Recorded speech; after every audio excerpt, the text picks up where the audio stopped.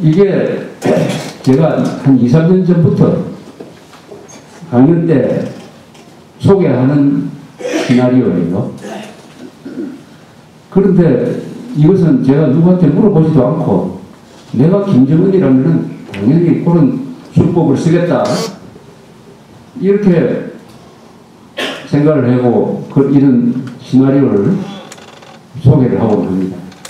그런데 몇 달 전에 정몽준 의원이 책을 하나 내는데 보니까 그 책 속에 제가 지금 말씀드린 거하고 똑같은 시나리오를 소개를 하면서 이 이야기를 미국의 아주 고관한테 들었다고 이렇게 소개를 했습니다. 아, 참 이상하다. 미국하고 한국에 내하고 똑같이 생각하는 사람이 있구나. 그래서 정몽준 씨한테 만나서 이 사람이 누구냐고 물어보니까 그 사람이 국방 차관을 한 폴 월포비치라는 사람이 그런 이야기를 하더라고요. 폴 월포비치라는 사람은 부시 행정부 때 국방 차관을 하고 다음에 세계 총재가 됐던 사람이고 미국에서 아주 유명한 군사 전문가입니다. 그 사람이 그런 이야기를 하더라고요.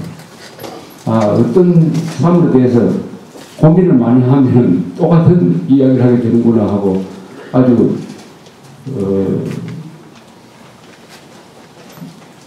재미가 있었던 기억이 납니다.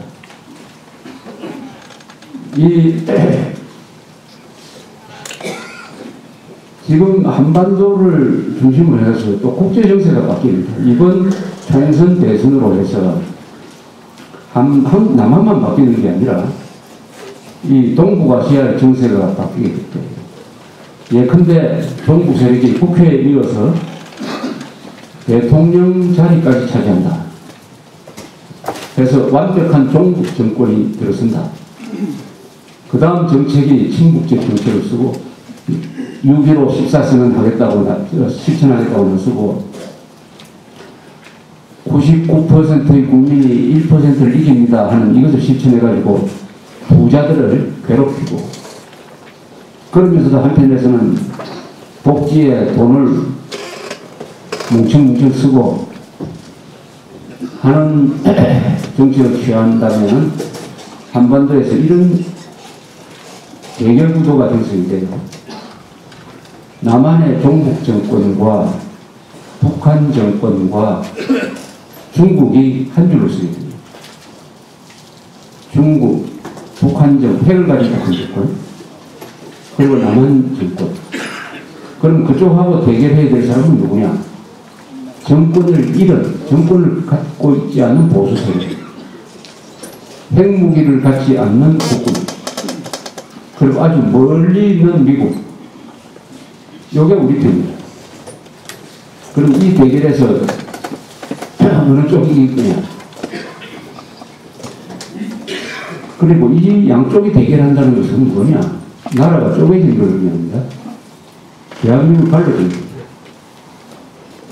지금 김관진 국방장관 되고 나서 정신교육을 아주 열심히 시킵니다. 정훈교육을 열심히 시킵니다.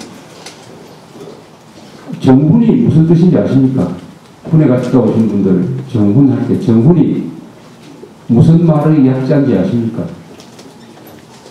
정훈은 정치훈련이라는 뜻입니다. 정치훈련. 군인들한테 정치훈련을 시킨다는 거예요. 뭐냐? 군인들한테 정치가 이렇게 돌아간다. 이념 문제가 이렇게 돌아간다. 종북 세력이 어떤 사람이다. 하는 것을 가르치는 게 정훈교육이에요.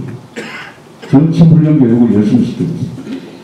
대한민국 바로 알기, 바로 알리기, 종북 세력 바로 알리기, 북한 바로 알리기, 현대사 바로 알리기, 자유민주주의 바로 알리기, 이렇게 하면서 종북 세력은 국군의 주적이다 이렇게 합니다. 북한 군만 국군의 주적이 아니라 종북 세력은 국군의 주적이다. 그런데 유권자들이 선거를 통해서 그 종북 세력한테 국회도 넘겨주고 대통령 자리도 넘겨주었다. 그래서 종북 정권이 들었으면은 그런 종북 세력을 적으로 보는 군과 분대하고 대한민국 같은 지붕 안에서 공존할 수 있겠습니까?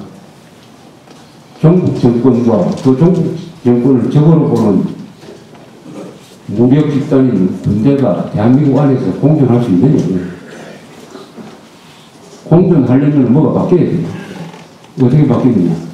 종북 정권이 오른쪽으로 와가지고 그 종북성을 청산하는 방법이 하나 있고, 아니면 반대로 군대가 종북하는 방법이 있어요. 군대가 특권이 인민군 비슷하게 되는 방법이 있어요. 그런 식으로 하지 않으면 반드시 여기에서 문제가 생깁니다. 잘못하면 충돌이 생깁니다. 피를 볼 수도 있습니다.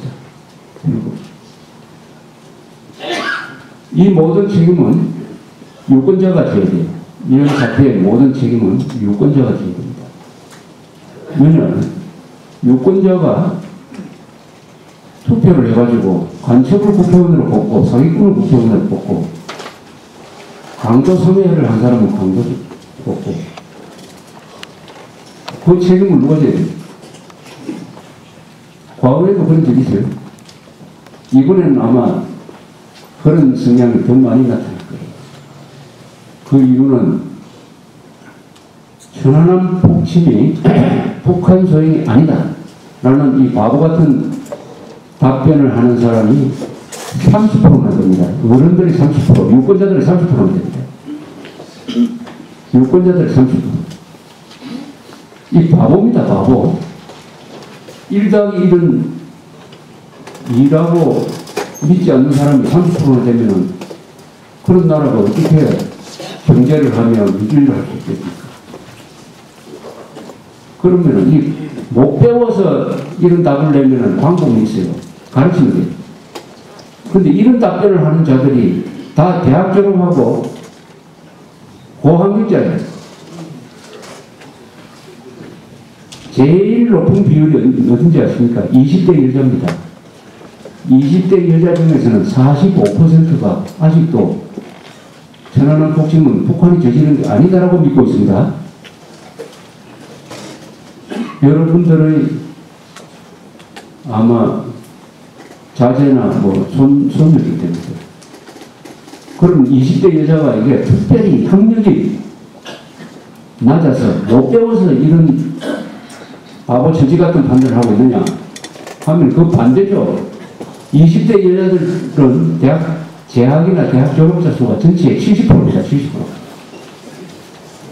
한국 20대는 세계에서 학력이 단연 1등입니다. 이렇게 잘 배우고 부모들이 희생해가지고 이렇게 잘 배워놨는데 천안함 폭침은 북한 소행이 아닙니다 라는 이런 IQ 50 되는 사람이 할 소리를 하고 있으면은 더구나 그렇게 하면 투표권을 안 줘야 되는데 이런 사람들한테 투표권을 줘가지고 뽑는 사람이 어떤 사람이 되겠습니까? 자기 닮은 사람 뽑지 않겠습니까? 자기 닮은 사람. 자기 닮은 사람은 뭐냐?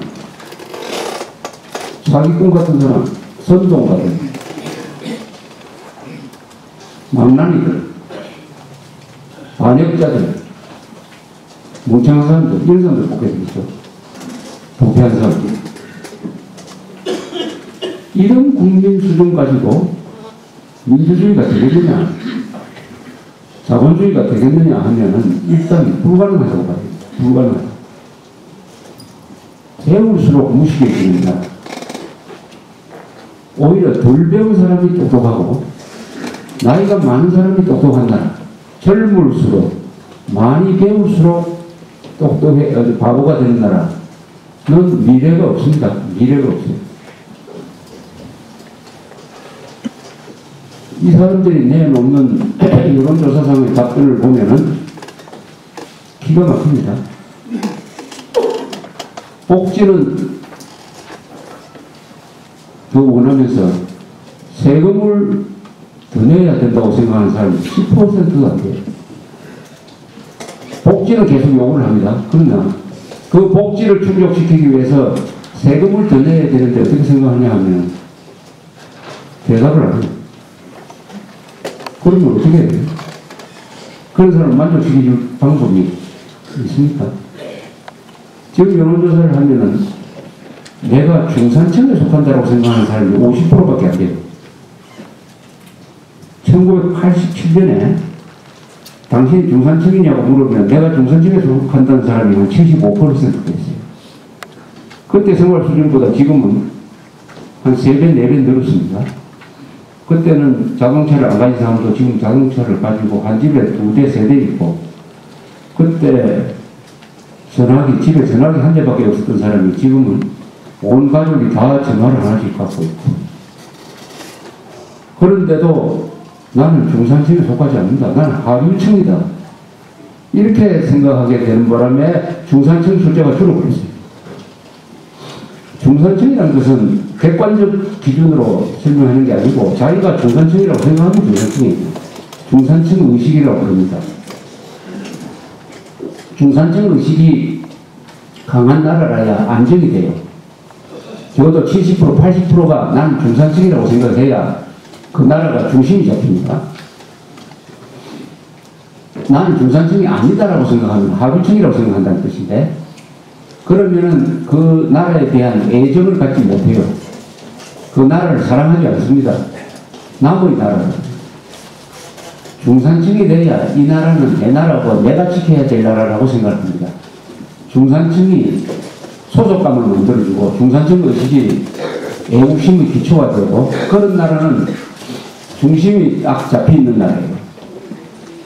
이 배가 흔들릴 때 보면은 중심이 아래에 아까 있으면 배가 흔들려도 한 30도 안에서 이렇게 흔들립니다. 그러나 중심이 올라가 있으면 70도까지 가다가 막 넘어지거든요. 한국은 중심이 약한 나라가 됐어요. 중산층 의식이 약해졌기 때문에 전부 손님 의식만 가지고 이 나라가 내 나라다 하는 주인 의식이 약한 나라다.